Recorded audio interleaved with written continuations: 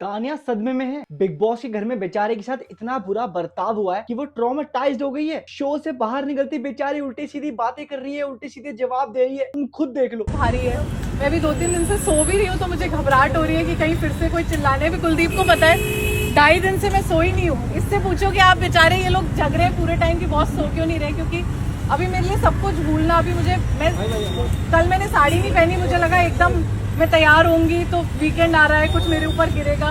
कुछ मेरे ऊपर गिरेगा। बेचारी इतनी ट्रॉमेटाइज हो गई है, इसको हर हफ्ते मारा जाता था। तानिया की पिटाई होती थी घर में, हर हफ्ते चांटे घूंसे लात फट्टे बज रहे हैं। बहुत मारा गया, बहुत पीड़ित किया गया बेचारी को। यही होगा, जता तो यही रही है बाहर आके। बेशरम कर रहे तानिया मित्तल। शो से बाहर आने के बाद भी इस बंदी की नौटंकी खत्म नहीं हो रही है। मीडिया के सामने ऐसा जता रही है जैसे पता नहीं इसके साथ क्या हुआ है, इसको बहुत मारा गया है, इसको मारते थे कमरे में बंद करके। भाई रियलिटी शो था जो तो सबके सामने दिख रहा था। कह रही मैं सोते हुए डर जाती हूँ एकदम से कि पता नहीं कोई मुझ पे चिल्लाएगा, मुझे कुछ मारेगा। क्या मार दिया? विक्टिम कार्ड खेलना छोड़ दे यार। थोड़ा सा ट्रॉमा है। 105 दिन मुझे बहुत कुछ बोला गया है तो मेरे को थोड़ा टाइम लगेगा, इसलिए मुझे पर 1 हफ्ते में मैं सही हो जाऊंगी। मैं एक बार ग्वालियर छू जाऊं, मेरी फैमिली मेरे लोग मुझे मिल जाएं। ऐसे बोल रही है कि मैं तो सही हो जाऊंगी। मैं क्या हुआ इसके साथ? इसको इलेक्ट्रिक शॉक देते थे क्या बिग बॉस? क्या करते थे? कमरे में बंद करके घूंसे बजाते थे, इसमें नमक से रोटी खिलाते थे, ये मिर्च भरते थे इसके मुंह में। ऐसा क्या हो गया जो बाकी कंटेस्टेंट के साथ नहीं हुआ? टास्क में लोगों को चोट भी लगी है। प्रणीत को कैप्टन बनाने के चक्कर में गौरव की उंगलियों में चोट लग गई थी, पट्टी बांध के घुमा था। वो तो नहीं कह रहा मैं बहुत ट्रॉमेटाइज्ड हूं, मेरे साथ बहुत बुरा हुआ है। टास्क में इसके लग गई तो इतना बनाएगी। चलो मुझे यहाँ तक भी समझ आता है कि चोट लग गई, इंसान को लगता है भाई दर्द हो रहा है, कुछ हो रहा है। ये क्या बात है, मैं बहुत ट्रॉमेटाइज्ड हूँ, मैं सो नहीं पा रही हूँ, मुझे लग रहा है कोई मुझे मारेगा। भाई तुझे मारते थे क्या? और पूरा ग्वालियर मेरा परिवार है। जैसे आप लोग मेरे लिए आए हो ना, ऐसे मैं सेलिब्रिटी नहीं थी, फिर भी ग्वालियर के हर व्यक्ति ने मुझे बचपन से सेलिब्रिटी जैसा फील कराया है। मैं बस अपने शहर पैर रखना चाहती हूँ, मैं फिर ठीक हो जाऊंगी वापस। मेरे पास एक क्वेश्चन है। सलमान जी ने आपको बोला है कि आपने बिग बॉस को अलग लेवल पे लेके गए, आपकी वजह से बिग बॉस एक अलग लेवल पे। क्या कहना आप उसके बारे में? आपका क्या नाम है? मेरा नाम है विलास। आपका क्या नाम है? अबे जब वो सवाल पूछ रहा था जवाब दे देना सीधा सीधा। आपका क्या नाम है? और सलमान सर ने कोई इसकी तारीफ नहीं करी है, वो उसको रोस्ट कर रहे थे। ये मीडिया भी बिक जाती है। विलास जी थैंक यू, आपने ये पूछा। मैं विलास जी आपको बोला कि पिछले 2-3 दिन से मुझे नहीं समझ में आ रहा है कि मेरा कोई नाम हो गया या मैंने कुछ अच्छा किया है। फिर वही बात 2-3 दिन से समझ नहीं आ रहा। अरे ऐसा क्या हो गया, क्या समझ नहीं आ रहा तुझे? क्योंकि अंदर मुझे सिर्फ बुरा बोला जा रहा था। जो लोग बाहर से आ रहे थे वो भी मजाक उड़ा रहे थे। अरे फिर बुरा बोला जा रहा था? अरे सिर्फ तुझे बुरा बोला जा रहा था क्या यार? बसीर को बुरा नहीं बोला गया क्या? अशनूर को नहीं बोला गया? अभिषेक को नहीं बोला गया? किसको बुरा नहीं बोला गया? कुनिका को नहीं बोला गया? यमाल की डांट नहीं पड़ी है? फरहाना को तो इतना बोला गया है। अंदर सलमान सर ने, मेकर्स ने, घर वालों ने, घर के बाहर वालों ने, मैंने कितना बोला है। फरहाना तो बाहर आके इतनी बकवास नहीं कर रही, तू कर रही है। घर के अंदर भी मजाक उड़ा रहे थे। तो मैंने ये बोला था कि 105 दिन अगर आपको झूठा बोला जाए, आपको बेइज्जत किया जाए, तो एक पॉइंट के बाद आप भी मानने लगते हो कि शायद मैं झूठी हूँ।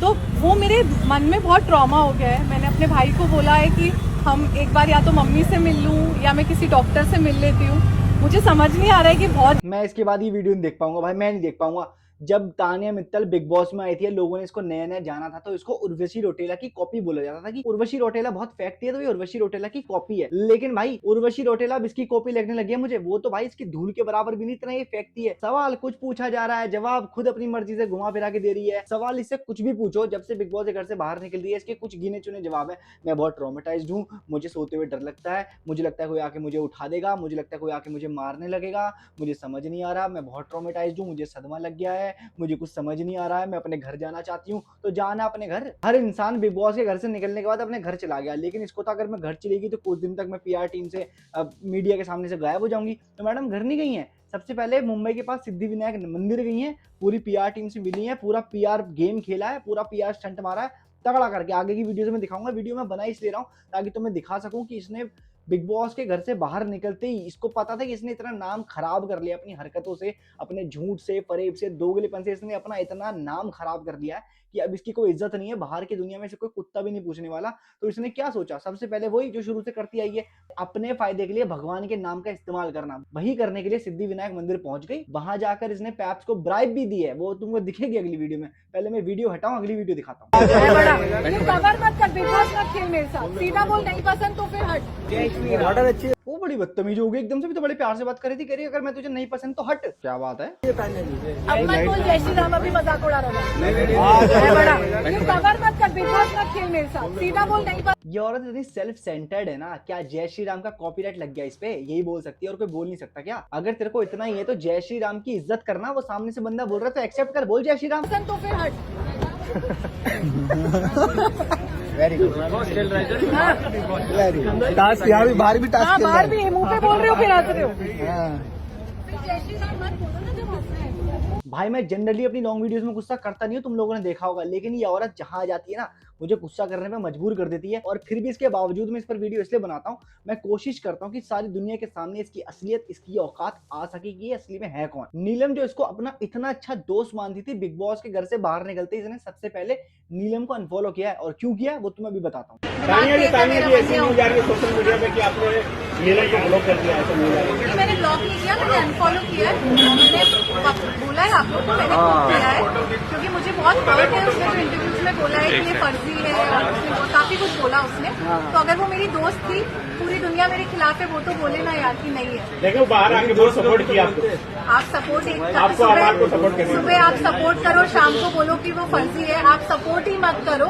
मैं अकेली धक्के खा के यहाँ तक पहुंची गई, ऐसे सपोर्ट मुझे नहीं चाहिए। एट द एंड इसको नीलम को कोई क्रेडिट नहीं देना है कि उसने इसको सपोर्ट करा है। इसको बोलना है कि मैंने जो करा अपने बलबूते पे करा है। और नीलम ने इसको सपोर्ट करा, उससे फर्क नहीं पड़ता। इसको इस बात से फर्क पड़ता है कि नीलम ने ये बोल दिया कि महारानी है या क्या है, वो ऐसा कुछ भी नहीं था।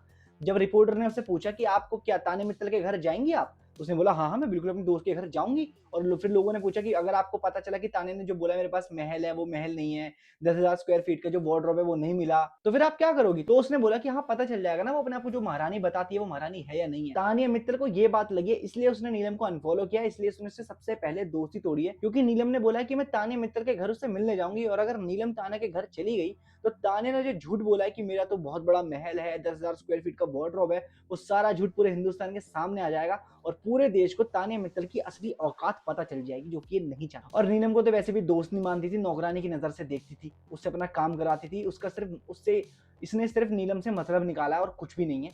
ये उसको रत्ती भर भी दोस्त नहीं मानती थी। तो इसने जो उसको अनफॉलो करा वो इसलिए नहीं कि उसने इंटरव्यू में इसको ये सब बोला है, इसलिए किया है कि वो इकलौती है जो तानिया मित्तल के घर जाने की बात कर रही थी। तो इसने उसके पास कन्नी काटी है कि बस वो गलती से भी इसके घर ना चली जाए और इसकी पोल ना खुल जाए। सेलिब्रिटी नहीं हूँ, मेकअप ऐसा नहीं है जिससे फोटो खिंचवा लो, कोई बात नहीं है, मैं 3 बजे तक खिंचवा के जाऊंगी।